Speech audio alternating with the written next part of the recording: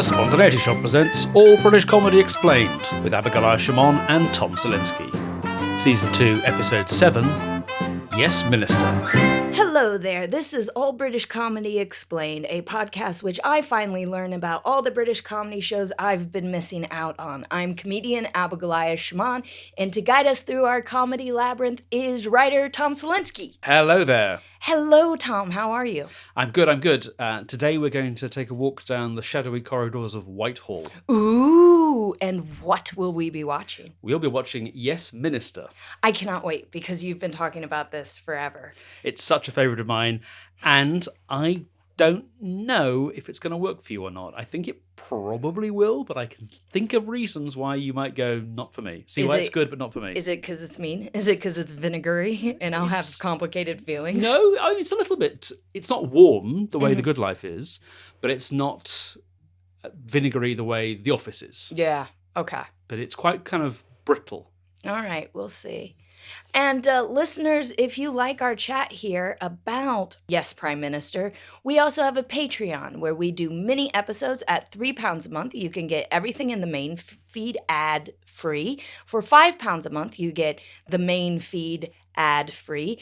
And you also get a special mini episode where we tackle a special question related to the show we are covering. And this week, what will the question be that we cover? Well, you'll understand why when we've watched it and we've talked about it, but I think we should discuss, is it possible to recast an iconic character? All right. I already have my feelings. Oh, before we do this, yes. Can I just say, at the time of recording, because we always record way ahead of time, there is a great sitcom on BBC right now called Dinosaur. Oh. It stars Ashley Story. Oh, yes. It's fabulous. They did season 1 last year. Season 2 is out now. It is the one British comedy I have watched. It's fabulous. So guys, just go check that out, please. Go check out Ashley Story's sitcom. If we're plugging current sitcoms, let me plug Small Profits. What's Small Profits? So there's a BBC sitcom, well, kind of comedy drama, really, written and directed by Mackenzie Crook from Off of The Office, starring Piers Quigley, and it's the most original, delightful blend of character comedy and little bits of fantasy. Michael Palin has a small role in it. Fun. It's really, really lovely. I appreciate how you have realized in this podcast we've only covered BBC sitcoms, and even our listeners and our comments are like, why only BBC? Branch out. And when we are promoting modern sitcoms, we're like, no, we are a one-channel podcast. That's who we are. No, we will diversify. My plans for Series 3 are still taking shape, but I think we're going to come out of the gate strong with an ITV show. All right. That's very far away. Well, I mean, this is episode 7. Oh, shit. We're already there. Okay, on that note, also buy my book. I don't think I've mentioned that enough, guys. I have a book out right now called Neurodivergent Moments, Sex, Sunscreen, Turtles, and How Not to Pack a Suitcase. You can pre-order it, depending on when this comes out, or it's out June 18th, but pre-order it and buy it on June 18th. Just buy a bunch of them. They make good presents. Give them to your friends. And you have your plays out now. Yes, I think by the time this goes out, the play will be over. So I'm sorry it didn't do better, or I'm amazed at how well it did. Okay. Well, I'm glad it's gone so well. Yes. Sold out every night. Thanks to you, dear listeners. Thanks for showing up to our live work. Anyways, okay, let's get back. Yep. Yes, Minister / Yes, Prime Minister. Yes. Tell me everything. The show morphed. Well, let's start with Yes, Minister. That began airing in 1980. Okay. That's the year that Pac-Man was launched in Japan. Okay. It's the year CNN started transmitting. Oh, wow. Dallas was keeping American viewers in suspense with the Who Shot JR storyline, which you must have heard of, even if you don't remember it happening. And it turned out it doesn't matter, it was all a dream. And Ronald Reagan was elected US president, beating Jimmy Carter in a landslide. Well, we can't get everything right. You know, I feel like America does that sometimes. Yes. All right, but this is not going to be about American government, this is going to be about British government. Mm-hmm. And it begins with a guy called Anthony Jay. Okay. So a lot of different strands from previous episodes are going to come together here. Anthony Jay was a journalist. He worked on BBC current affairs shows since the 1950s. And then also Jonathan Lynn. He had been part of the Cambridge Footlights. We've talked about him before. We might have mentioned him briefly because he was one of the people who was working for John Cleese's video arts company. That's where his name came up. I know. Yeah. I was like, I've heard that one. He was a contemporary of Eric Idle and Tim Brooke-Taylor, so just a tiny bit younger than John Cleese. He's pursuing a career as an actor and a writer, and around the time that John Cleese is having to devote more time to Fawlty Towers, Anthony Jay and Jonathan Lynn started writing together for John Cleese's video arts company. Okay. Lynn was fascinated by Jay's experiences with politicians. Okay. Because he was a journalist. And they began to conceive of a sitcom which would pit an inexperienced government minister against the bureaucracy of the civil service. So, Abigoliah, it is now time for a quick British government, I guess you'd call it a civics lesson. Okay. I feel like I haven't learned much about comedy, but I feel like I have stayed up on the politics. It's all so riveting over here. So, the British people are represented by around 650 members of parliament, right? MPs. Mm-hmm. After a general election, the party with the majority of MPs forms a government. Which, man, that really threw me for a loop the first time I was here for a general election. Yeah, it happens like that. And I was like, so who are you voting for prime minister? And everyone's like, that's not how it works. We don't vote for a prime minister. No, only your local representative, your MP. After the Queen has invited the leader of the largest party to form a government in my name. Yes. Or I watched The Crown. The Prime Minister selects a cabinet, and that cabinet is selected from the MPs that represent that party. Yes. So there'll be posts like Chancellor of the Exchequer, Home Secretary, Foreign Secretary, and so on. Yes. Each of those ministers who are elected will oversee a government department staffed by an army of permanent members of staff known as civil servants.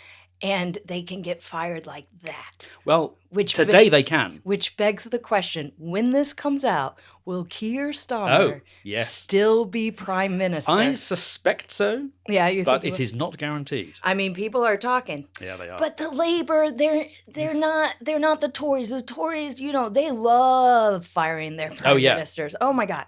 At one point, fun fact, because this again just blew my mind open. I've lived here for 11 years. I've been alive for 40. I have seen more prime ministers in 11 years living in the UK than I have known presidents in my entire lifetime. Because at one point, the Tory party was just firing them every 6 months. Left and right. Yeah. But it was this combination that caught Jonathan Lynn's eye. The contrast between, as you rightly say, transitory politicians, always looking for ways to boost their popularity, and the rarely changing government officials, whose primary interest was in maintaining the status quo. They conceived of a smooth permanent secretary, Sir Humphrey Appleby, and an enthusiastic but rather blundering minister, Jerry Hacker. And am I going to watch this now and be like, is he giving Boris vibes? I doubt it. Okay, cool.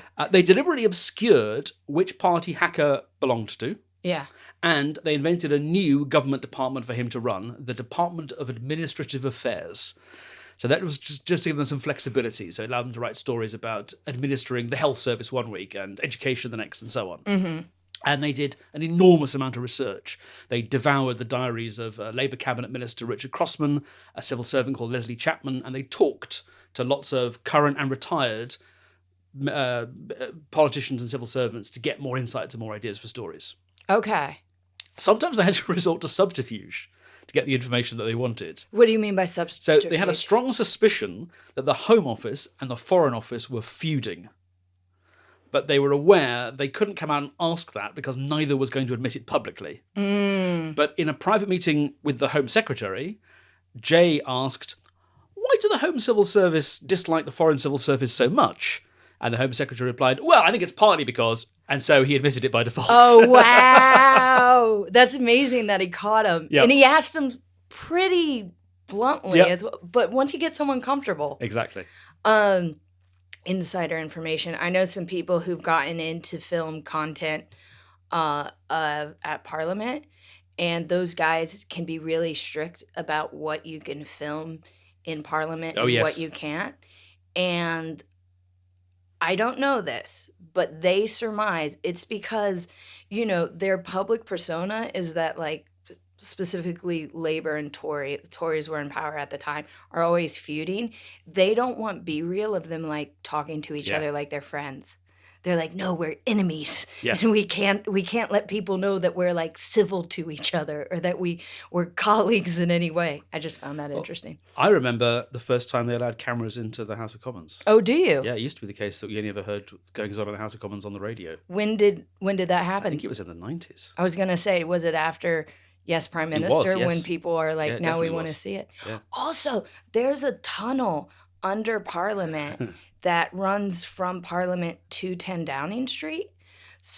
I think this is what I've been told. Oh, I could be wrong about this, but I'm pretty sure, or wherever the members of Parliament work, into 10 Downing Street. So whenever they're shown, like, walking into 10 Downing Street to have a chat with the Prime Minister, it's like, it's all for show. Yes. They could literally show up in there without anyone seeing them, but it's like, it's the theater of politics. Speaking of which, so they have these two main characters. I'm sorry, I just have to say, I'm pretty sure what I said is accurate, but I could be 100% wrong. Now, start it out. Say it like a true podcaster. Yeah, there we go. Just say it with confidence. You know what they say? Exactly. There's a tunnel, and they're all friends, and vaccines will kill your children and turn the fucking frogs gay. This is a real sidebar, real side quest, but you remember Monty Python's Life of Brian, which was a big scandal at the time because it was making fun of religion.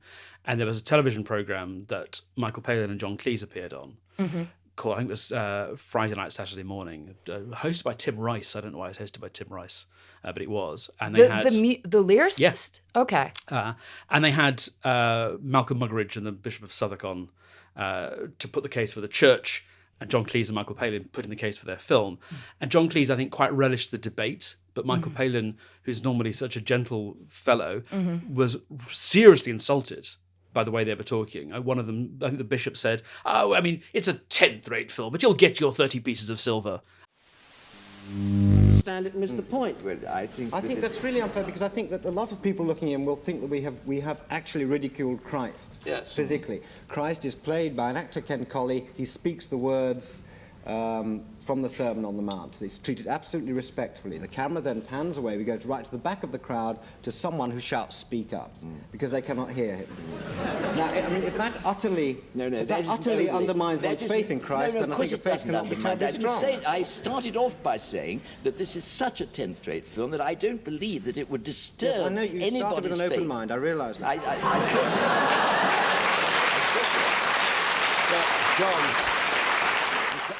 I mean, really nasty stuff. Oh. But what drove Michael Palin absolutely bananas was when the recording was over and they went into the green room, the other two were all smiles going, "Well, that was a lovely bit of telly we just made. Oh, well done to us. Would you like a sherry?" Oh, yeah. Couldn't stand it. Yeah. Oh, so that rudeness was just for show. Fuck you. Yeah. Yeah. Anyway, back to Yes Minister. They felt they needed a third character who could be kind of between the other two. So they invented a hacker's principal private secretary, Bernard Woolley. So because he is secretary to the minister, he could be expected to be loyal to Hacker. But as a civil servant and not a politician, he could be expected to be loyal to Sir Humphrey. So he's poised between the two. Okay. So they have some storylines, they have a script, and in summer of 1977, they pitched the idea to the BBC's head of comedy, James Gilbert. He liked it enormously, but to get approval for a pilot, which would mean spending actual money, he had to refer it upstairs to his boss, the head of light entertainment. He typed up a memo recommending it highly, sent the memo and the script through the BBC internal post, and waited for the response. While he was waiting, a BBC reshuffle took place. Oh, no. Like a cabinet reshuffle. Like a cabinet reshuffle. The incumbent head of light entertainment, a man called Bill Cotton, was promoted to controller of BBC One. Okay. And the new head of light entertainment was James Gilbert, who walked into his office to find a memo and a script highly recommending a new show called Yes Minister and suggesting that they make it into a pilot. Really? So he had to get approval from himself in order to get the go-ahead. That's worked out then. It really did. I mean, because how many people do you know who have had shows in development and then there's a reshuffle in a production company and then your show's dead? Exactly. It's just dead. Yeah. This is the opposite. Oh. That is maybe my favourite story that I found out so far in all our work on this podcast. And I love that it happened on Yes Minister, which is a sitcom about bureaucracy. Yeah. All right, so the new head of comedy was a name that has come up before. It is John Howard Davies. And he had some ideas for casting. For Sir Humphrey, he suggested a stage actor called Nigel Hawthorne, who had been a big success in Privates on Parade at Stratford and in the West End. And as Jerry Hacker, another name you've heard before, he picked Paul Eddington. Paul Eddington,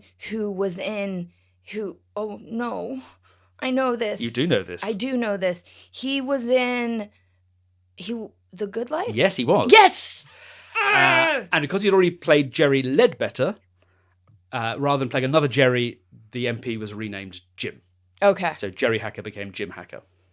Now, these are two terrific actors, but they were both a bit cautious, and they wanted to see more scripts before they committed. And Eddington actually said, I like the project, but I would actually rather play Sir Humphrey than Jim Hacker. They went through this sort of cycle where the writers would write another script and they'd say, oh, yes, this is good, I'm still not quite sure. After 4 scripts had been written, eventually the writers said, do they want to do it or don't they? Okay. And then they signed on.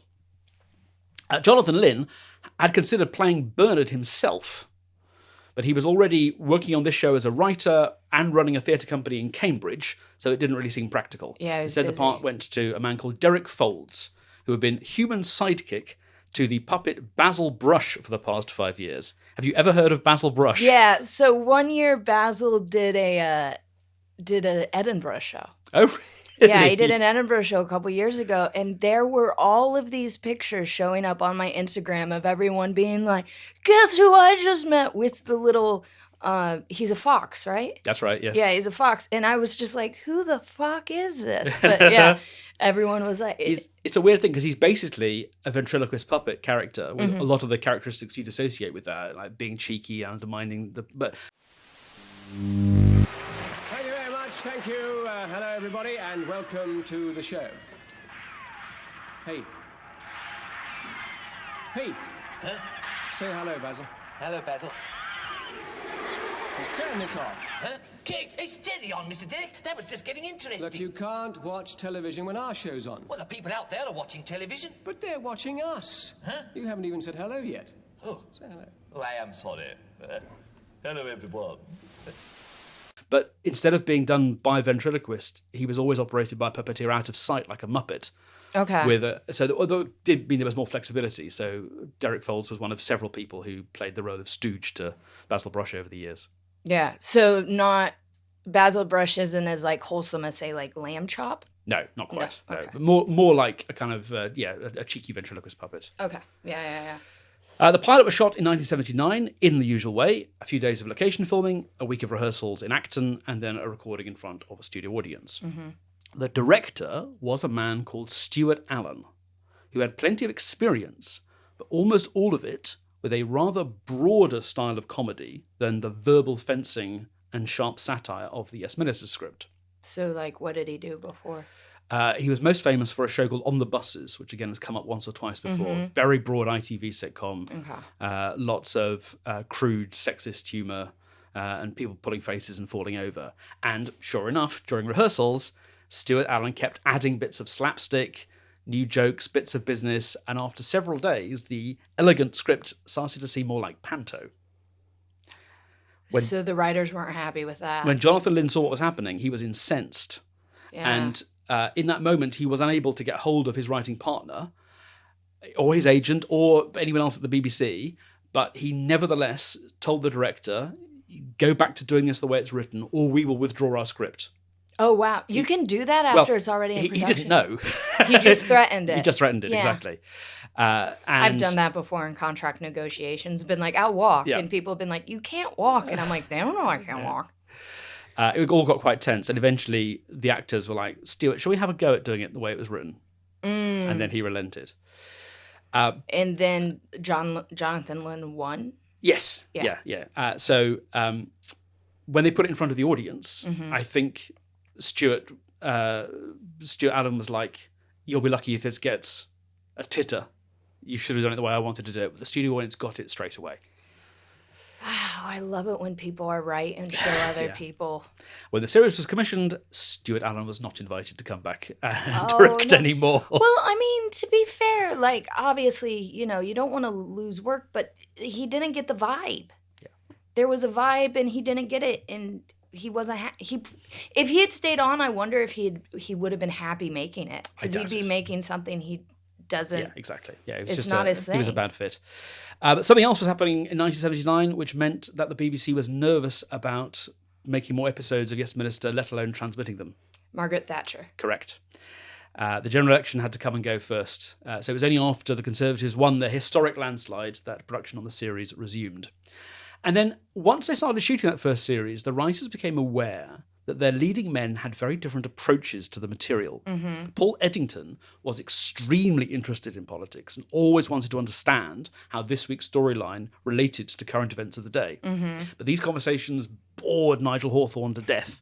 He was much more interested in Sir Humphrey being compared to Shakespearean characters like Iago or Malvolio. Oh, wow. Okay. I was thinking Falstaff, but he went real big. Yeah. Okay. Likewise, the left-leaning Jonathan Lynn was always much more apt to side with Jim Hacker, whereas the more conservative Anthony Jay always wanted to look out for Sir Humphrey. And I think that does give the episodes real balance, both between those two personalities and between... Because like I said, one of the things that was often remarked about on Yes Ministers Went Out is it's clearly the political system which we all know. Yeah. The entire run of the show takes place under Margaret Thatcher's Conservative government, but it's never made clear which party Jim Hacker is a member of. Labour and Conservative, those words are never spoken on screen. Yeah, I wonder if it helped that in the time that it came out that there was a female prime minister, the first. Yes. Because then no one was comparing them. Yes.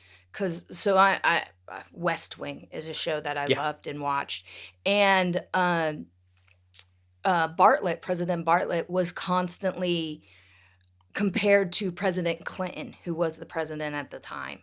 But Bartlett is explicitly a Democrat. Yeah. That's iterated over and over again. Yeah. That's the only difference. Yes. But because he was a Democrat and because Clinton was president, everyone was like, do they align? Are they the same? And the weird thing about the West Wing is it's very clear what year events take place in, including when elections take place. Yeah. And it's also explicit that previous presidents match up with real historical presidents, but the election years don't match up. Yeah. They're 2 years out. Yeah. Anyway, the first series of Yes Minister went out at 9 p.m. on BBC Two to a modest audience, but some warm reviews, including from former Labour Cabinet Minister Roy Hattersley. Oh, do we like Roy? Or Yeah, he's a great guy. Cool. Yeah, viewing figures built steadily. The series was repeated on BBC One, where more people watched it, and a second series followed in 81, and then a third in 82. But after 3 series of 7 episodes, there was a general consensus that the time might be coming close to maybe thinking about wrapping this up, not least because one of its biggest fans turned out to be one Margaret Thatcher. Oh, and they didn't want... I mean, it's a bit of a weird situation to be in. Was it a bad brand?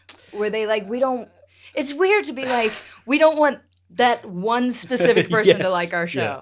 So actually, it's a bit more even complicated than that. So Yes Minister had the somewhat dubious honour of winning an award for wholesome television from Mary Whitehouse. Now, I can't remember, has Mary Whitehouse come up before? I don't think so, but maybe. Can you jog my memory? She was this elderly, eccentric glasses-wearing, self-appointed television busybody. My future. She created an organisation called the National Viewers and Listeners Association, which she just invented out of whole cloth. Is there a Netflix show about her? I don't believe so. Or a movie? There might be. Did she kind of try to get certain stuff canceled? Exactly. I know who she is. I don't think she's come up, but there's like a movie about her as like the most hated woman in Britain because she'd go she tears down shows and be like, they're bad, they're unwholesome. Okay, so she called it wholesome. Yeah. So all right, that's a nail in the comedy coffin. Exactly. And also, just for further context, one previous recipient of this award was Jimmy Savile. Oh no, she chose wrong. Yes. These people are not wholesome. Her legacy is bad. Exactly. So Mary Whitehouse has the idea that because Margaret Thatcher is such a fan of the show, she should be asked to bestow this award to the team on a ceremony that she is going to create. And Margaret Thatcher's press secretary, Bernard Ingham, says, let's go one step further. Let's have you perform a Yes Minister sketch with Paul Eddington and Nigel Hawthorne. Oh no. And this was, of course, written by Bernard Ingham, not by the actual writers of the show. Yes, of course. In fact, they knew nothing about it until it was far too late. But wouldn't they have had to get approval to like show up and do the sketch? Approval from who? I don't know. It's the Prime Minister. Yeah, but the Prime Minister, I mean, she's not the Queen. She can't do a royal command performance. Yeah. She basically tried to goodwife them and be like, I want to be a part of it all. Yeah. But she's an elected official. She's not a sovereign. She's not allowed to do this. I knew I didn't like Margaret Thatcher. And you know what? Yes. I could never put my finger on why, and now I know. You can see the whole thing on YouTube, though the quality is rather bad. I might put a clip in here. Yes, it's all very simple. I want you to abolish economists. Abolish economists, Prime Minister? Yes, abolish economists, and quickly. All of them, Prime Minister? Yes, all of them. I look forward to receiving your plan for abolition soon. Tomorrow, shall we say? I'd like you to announce it before it all leaks. Yes, tomorrow. It's all pretty embarrassing. So they did do it. Yeah, they did. Oh, God. But at this time, Yes Minister had been off the air for a while, and the fact of this terrible sketch existing did kind of put it back on the agenda. Mm-hmm. And so before long, the BBC were trying to tempt the writers back into the fold. And eventually they made a deal. Mm-hmm. The BBC would have to commit to 2 series of 8 episodes, plus a Christmas special. And there was one detail they liked from the Thatcher debacle, and that was depicting the Prime Minister. So they wanted, this is how we get from Yes Minister to Yes Prime Minister. Exactly. So in Yes Minister, the Prime Minister is referred to but never seen. Mm-hmm. But in the Christmas special, which went out in December 1984, machinations in Whitehall and within the party see James Hacker MP made Prime Minister. Okay. And that paves the way for a January 1986 series of Yes Prime Minister, with Sir Humphrey likewise promoted to Cabinet Secretary. Okay. The only snag was Paul Eddington said he would only agree to return if they scrapped the live studio audience. Wait, what year is this again? 1986. Okay, so we're talking pre-Office. Oh, 15 years before The Office. And did they do it? No. Okay, I was going to say, are they the real people? Yeah. Anthony Jay and Jonathan Lynn, the writers, both refused. And I think maybe they remembered the debacle of the pilot, where Stuart Allen had said the studio audience won't get this, and then Stuart Allen was proven wrong. So if there's an audience there laughing at all the jokes, that is a safeguard against accusations of the script being very clever but isn't really funny. Yeah. 100% it's funny. Listen to that laughter. Yeah, So they won the argument, and the series went ahead, studio audience and all. So that's quite a long preamble today, but we're going to watch the very first episode of Yes Minister, which sets up the concept. And then we'll watch a very typical episode of Yes Prime Minister, the first episode of the second series. Okay. What are you expecting? There will be a storyline. There will be a storyline around a really mundane bit of policy, but is blown out of proportion. So something about because members of parliament have their constituencies. So it'll be Bin Day in Islington, but that specific constituency or something like that, I think. And there'll be a cat. I don't recall a cat. the stuff about local party politics intersecting with Westminster and Whitehall is very shrewd, but I don't know if it comes up in these two specific episodes. Okay. All right. Well, we'll see. All right. I'm excited to see this.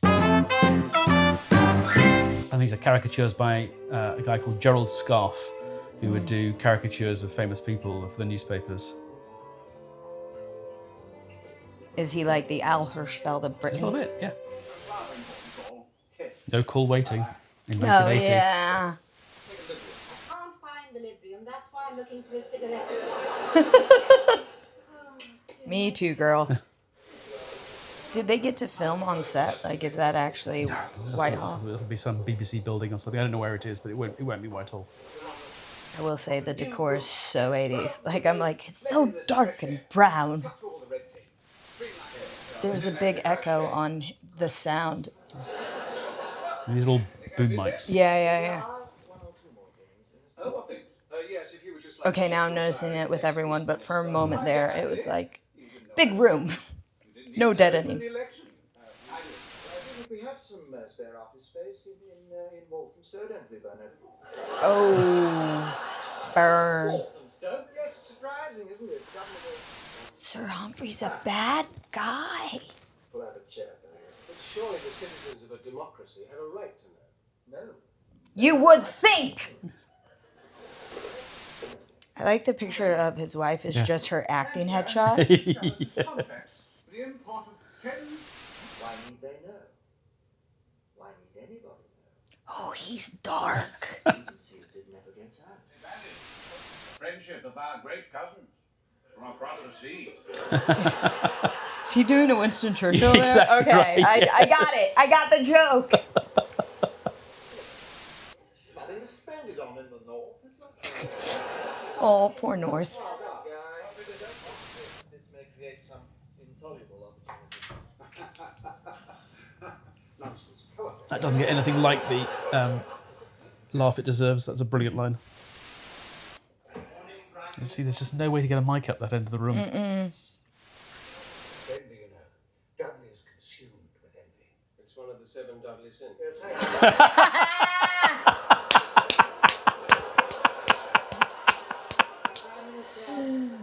Shall we start to draft? They wrote that joke first, and then everything else.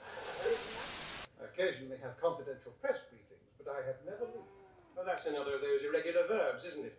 I give confidential press briefings, you leak. He's been charged under Section 2A of the Official Secrets Act.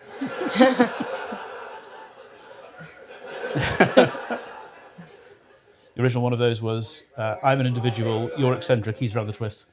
So in this particular case, if the decision had been officially reached, it would have been officially recorded in the minutes by the officials, and it isn't, so it wasn't.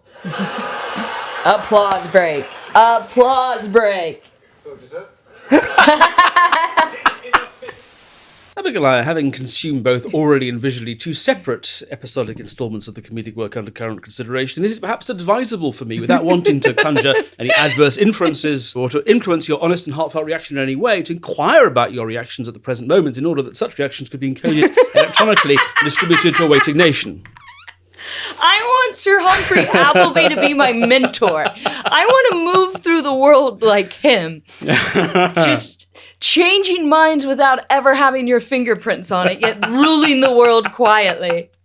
I loved it. Oh, I'm so pleased. I loved Yes, Prime Minister, Yes, Minister. I thought it was great. First of all, I do, as I think we've talked about, a lot of times to turn off my head, I love dramas, and I love a political drama, but this is a political comedy, and it's so good, and it begs the question, why have I been watching the news and following, when there is a general election, following it and watching the debates and such to learn about British government when I could have just watched Prime Minister's Questions, Prime Minister's Questions. No, but I do watch that. If you want a comedy, tune in on Wednesdays at noon. But You could be watching Yes Minister. I could be watching Yes Minister. It's so good. And you were saying that the original director wanted to make it slapstick. Yes. with him, the only thing that I could think would be really funny slapstick is that very first scene where he's waiting for the phone. Yeah.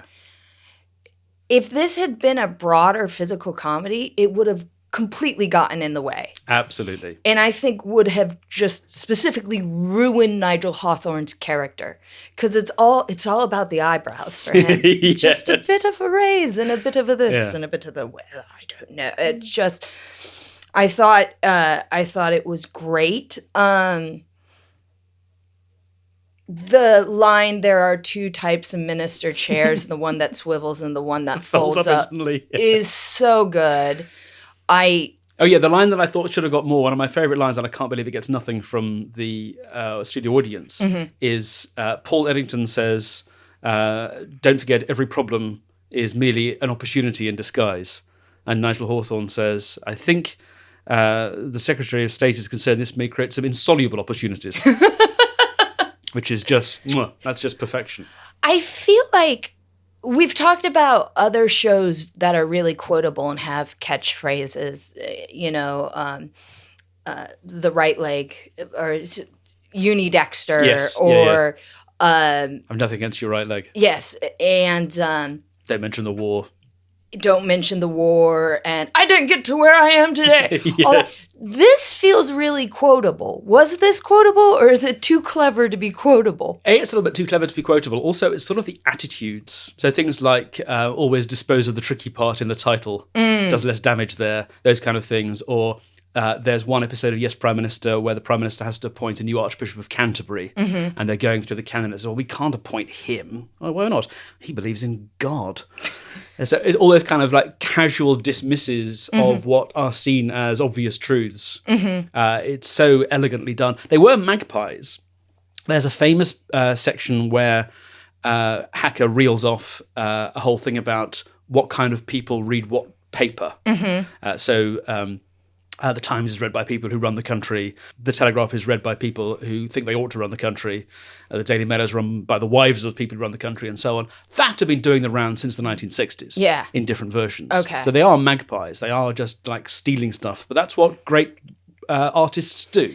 Well, it just feels like so many of the quotes that comment on government are still accurate comments about government today. And that's why I'm so surprised that, like, literally newscasters don't quote, like, well, there are two types of prime, the ones who swivel about and the ones who fold. I'm fucking up the line. But, and I think Nigel Hawthorne is great. He's so understated. But so broad in his face, but just the character's way of actually running the country. So is Sir Humphrey, he's like the, in America, it would be chief of staff. Yes, I suppose so. The distinction is less marked, not least because in America, the cabinet can be appointed from anybody. Yeah. So they aren't elected politicians in the same way. So that tension between an elected politician who depends on personal popularity to still be in the job next week and the complacency of the permanent members of staff who populate the civil service isn't quite so apparent. Yeah, but yes, that's a good point. He's not too far removed from being a chief of staff. And obviously the great political drama House of Cards with Ian Richardson as Francis Urquhart. Oh, no. I'm the chief whip, merely a functionary. I keep the troops in line. I put a bit of stick about it. I make them jump. And I shall, of course, give my absolute loyalty to whoever emerges as my leader. You'll have to excuse me now. Was very successfully remade. In fact, we're it was talking the about first, the British yes, one. Yeah. It was very successfully remade for the American market. In fact, it was the first Netflix original. Yeah. House of Cards with Kevin. Whatever happened to Kevin Spacey? I don't know. Yeah. As Frank Underwood. Fun fact: the noise when you turn on Netflix, that dun dun, yes, is from House of Oh, Cards. that's right. It is. It's him banging on the table. Yeah. Yes. That's what that is. They've kept that. They've gotten rid of the show and forget everything. Yes. Forget it ever happened. We didn't see it. The conversation in the first episode about how he ran on open government and how they're all like, no, that's not actually what we're going to do. Again, what it reminded me of is in American politics, campaign finance reform. Oh, yes. It's always a big topic when everyone's running. Everyone discusses it, and then it is in an episode of The West Wing where it's like, okay, we ran on campaign finance reform, let's fix it, and all of the congressmen are like, oh, presidency, we are in the majority. We don't want to fuck with campaign finance reform now. And he's like, but this is when we can fix it. He's like, yes, but this is when it's working in our favor. And it's the same with open government. It's like, we want open government, but not well, where the government. No, we don't want people to know how we make the sausage. I thought it was great. Obviously, it's very male heavy. Does his wife do anything ever again? She's in a handful of episodes. Okay. She keeps cropping up all the way through. And she wasn't recast. One of the other fun things about it as you watch episodes is some quite surprising people, either at the beginning of their careers or people who are already quite well known, crop up. So Graham Garden is in one episode. Oh, cool. And Brenda Blethyn, who is an amazing actress who went on to a huge career in movies, is in one episode where she is trying to stop a chemical plant being installed. And part of the problem is that none of the people trying to make the decision understand chemistry. Yeah, that sounds like government. Yeah. That sounds like... Exactly. Oh, the guy with the glasses who I was like, who is that? John What Nettleton, is he? yes. John Littleton. Nettleton. Yes. Yes. Okay. Nettleton. Was he in a Faulty Towers episode we watched? I don't think so. No, he definitely wasn't one of the ones we watched. He's the kind of actor who might very well have been, but I don't remember him being in an episode of Faulty Towers. I swear. But all these actors would kind of be passed around. Yeah, be in and out They're of all kind of part of the same pool.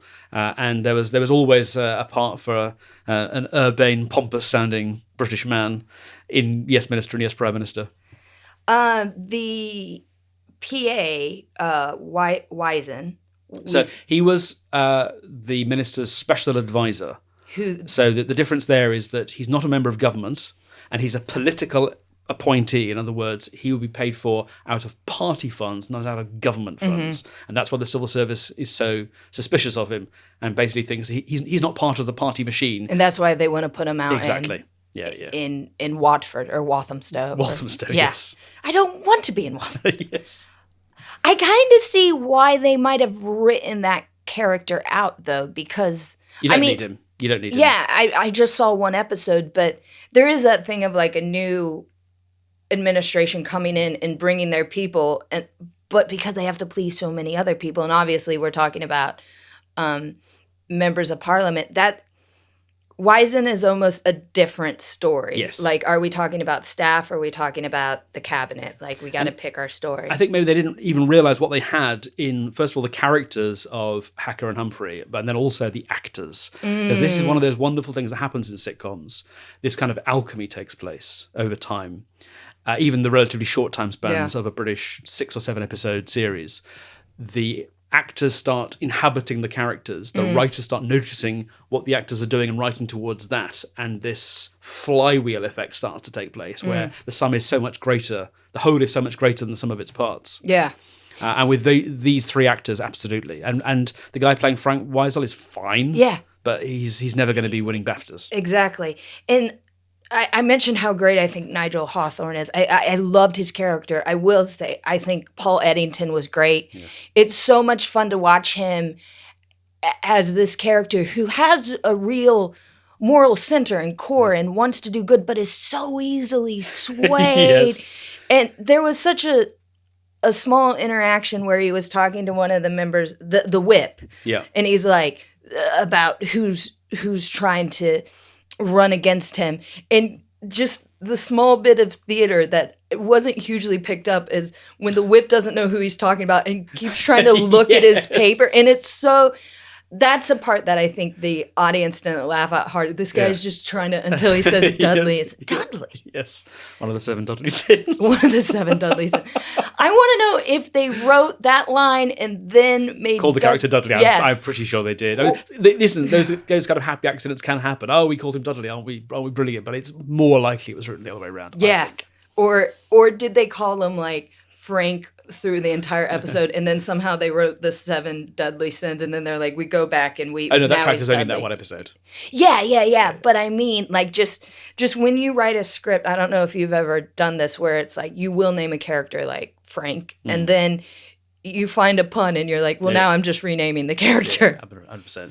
And the other thing I think it's worth noting is that the relationship between Humphrey and Hacker is very similar, I think, to the relationship between Jeeves and Bertie Wooster. But I don't know how well you know those P.G. Wodehouse stories that Ben Elton was so fond of. But similarly, so Bertie Wooster would be trying to help a friend out or trying to get out of a problem himself, come up with a plan to do it, and Jeeves, his manservant, would urbanely disagree. Bertie would do it. It would be a disaster. Then an even worse thing would happen, which it would turn out was part of Jeeves's plan to get him out of it.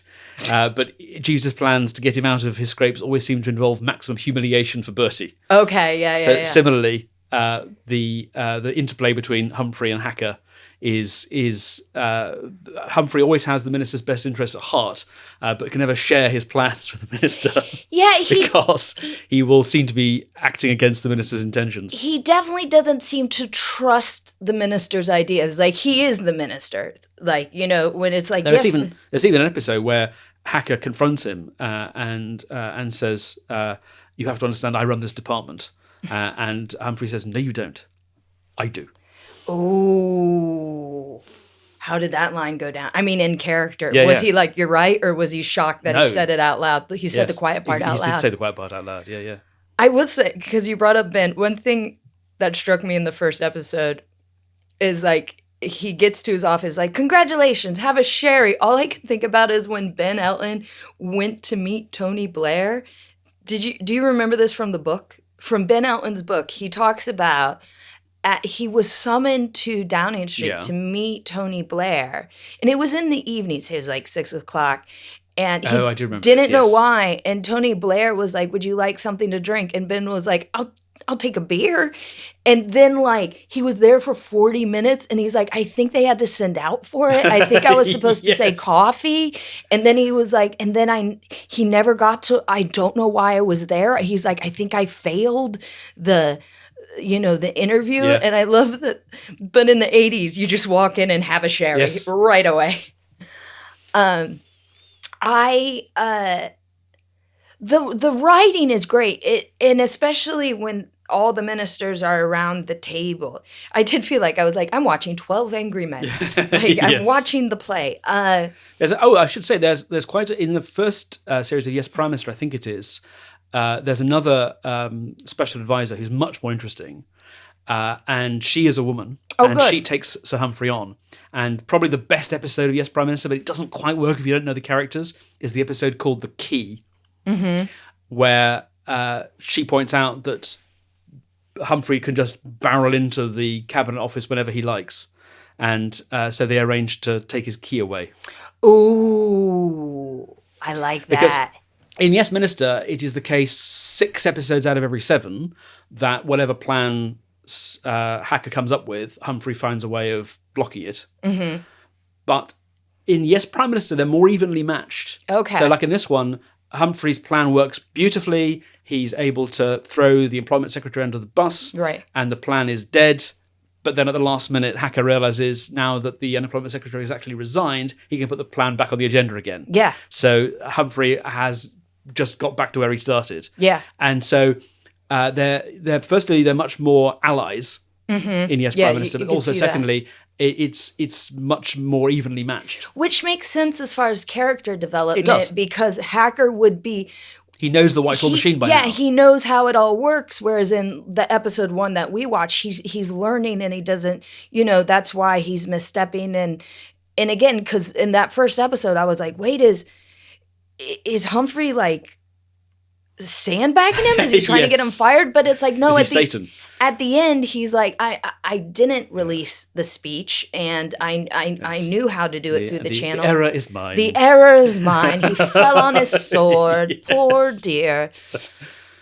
I definitely this is one that I deeply want to watch again. And as I was watching it this time, and I think because you mentioned how dense the writing was and how they steered away from a more slapstick form. Like, you look at Fawlty Towers, the writing in that is perfect. Yes. And it's slapstick. Yes. Watching this just made me so sad in the way of, like, they don't make them like this anymore. Really don't. And you know why? No one trusts the audience. And, you know, we have second screen viewing and we have this and we have that. And it's not that funny things aren't being made. Again, Dinosaur, check it out. It's amazing. But this, I just don't know if you took a script this dense to a production company, if they would believe you that it could be a television show. Like I said, in 1977, they barely got away with it. Yeah. And it's this perfect casting that takes those very, very dense scripts, which are brilliantly written, but need not have worked in the way they did, and just sends them to the moon. Well, it's the bouncing back and forth and the lightness that Eddington and Hawthorne have, because, you know, Hawthorne could have played it way more conniving. Eddington could have been way more shouty. Like, these are acting choices they could have made within the character. Like I was like, oh, is Eddington going to be like a Boris Johnson, a bit of a bloviating, well, I know, and not, you know. And he's not. He's he has what he believes, but it's all, he handles it all so gently, and that's what makes. Then you can lean in and listen to the words because you're not listening to two men shout at each other. And another I would be an actor who'd make that choice. I'd be like, I'm shouty, because that's how you do comedy. Comedy is shouty. Shall I tell you the rest of the story? Please do.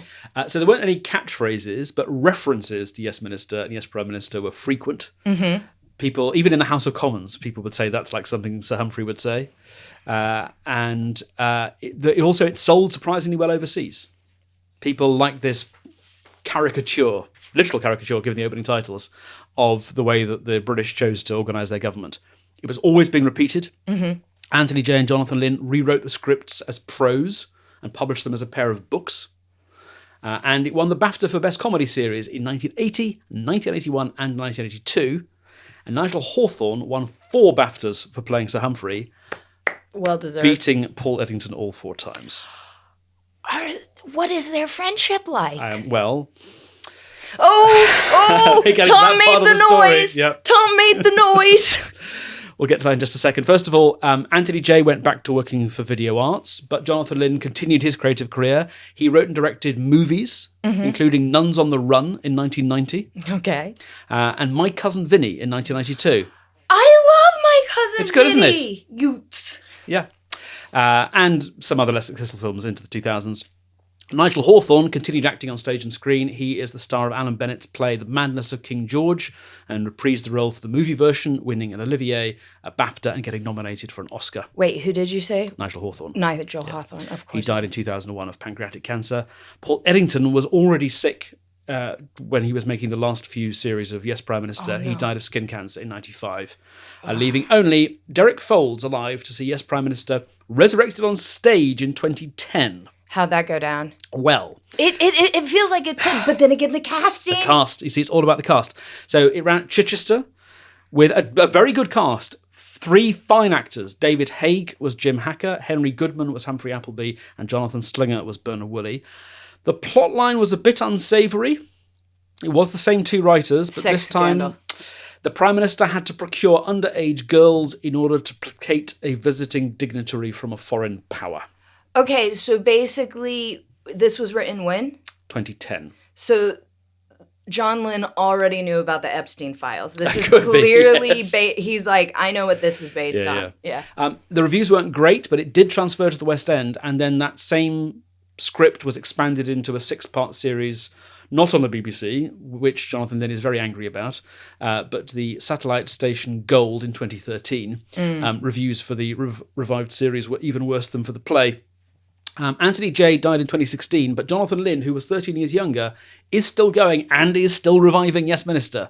I'm Sorry, Prime Minister, starring Griff Rhys-Jones and Clive Francis, opened at the Apollo Theatre in January 2026 before going on tour. Reviews were lukewarm, but noticeably better than that play that transferred from Chichester, and it does seem to be selling very well. It's just had its run extended. Good for him. So maybe we should go and see it. I would love that. Also, sometimes I wonder, like when we had David Tennant on and he was talking about if you were to play Reginald Perrin, you just want to do Leonard Rossiter, right? Yeah. Along with maybe the content, the most recent play now, Yes Minister is 40 years old. So not that people don't know who Hawthorne and Eddington are, because this always comes up in our comments and people are always asking us to do this show. So people know them, but like enough time has passed that a new person can breathe a different version into the character. Well, we'll pick that up, I think, in our Patreon discussion. But for now, I think it's time that we turn to the Shelf of Fame.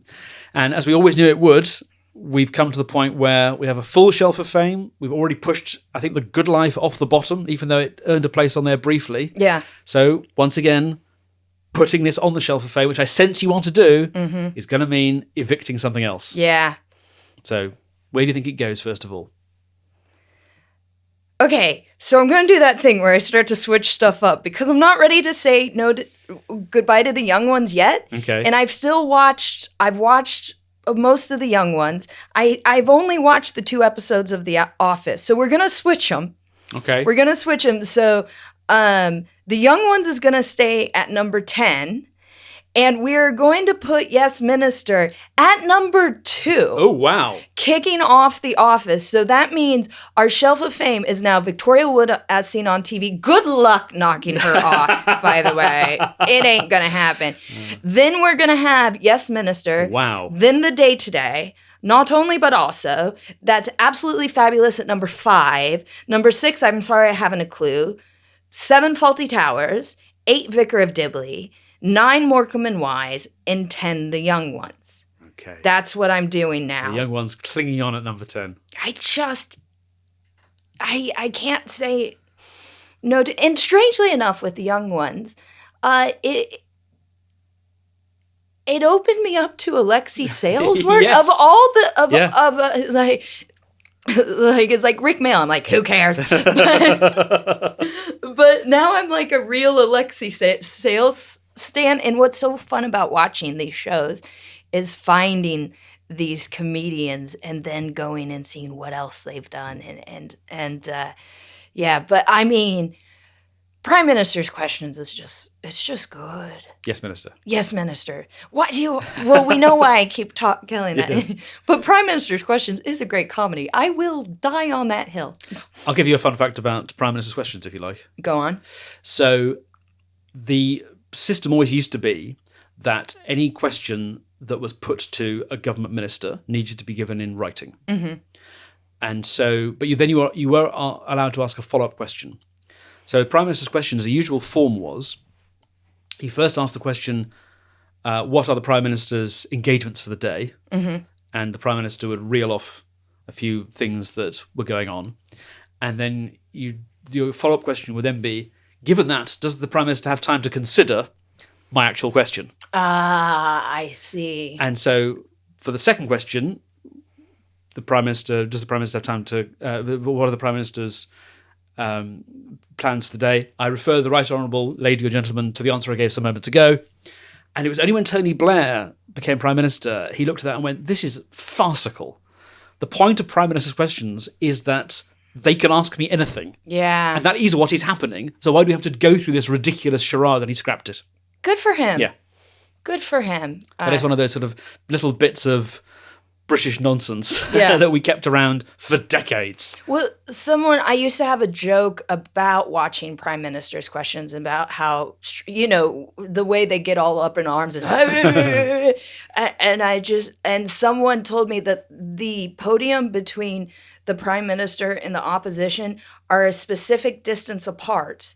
I can't remember the exact distance, but it's because at that distance, 2 swords can't touch. So they're like that sounds right. 2 inches or 3 centimeters, like so far apart that they can't run through each other Yes. or slash at each other.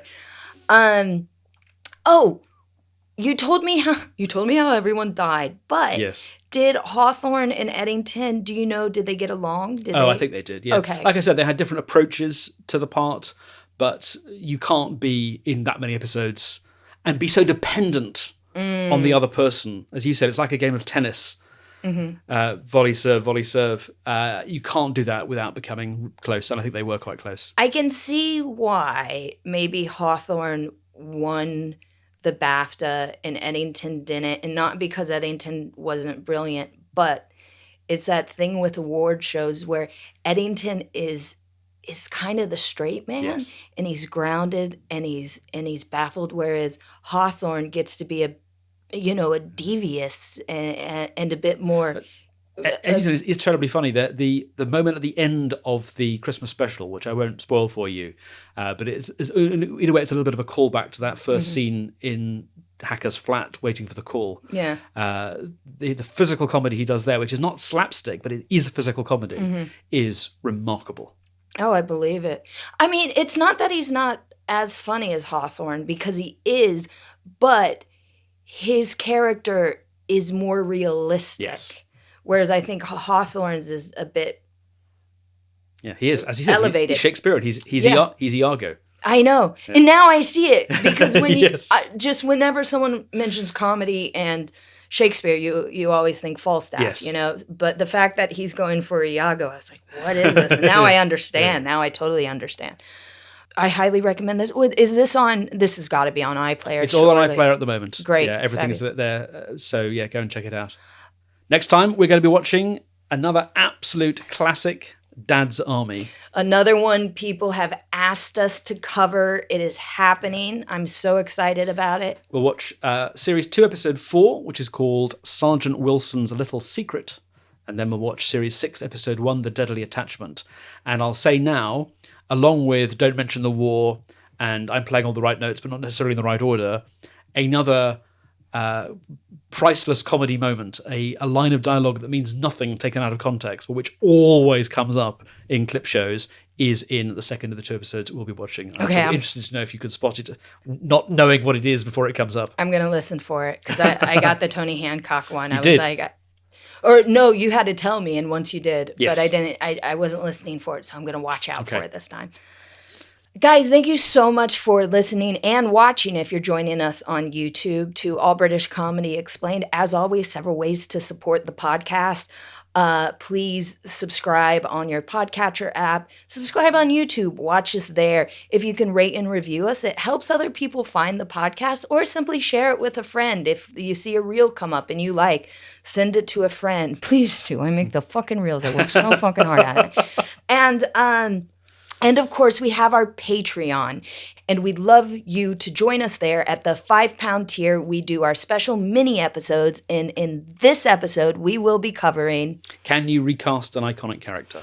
All right, we're going to talk about that right now. And anything else to plug? I don't think so. All right, guys, till next time, bye-bye. Cheerio.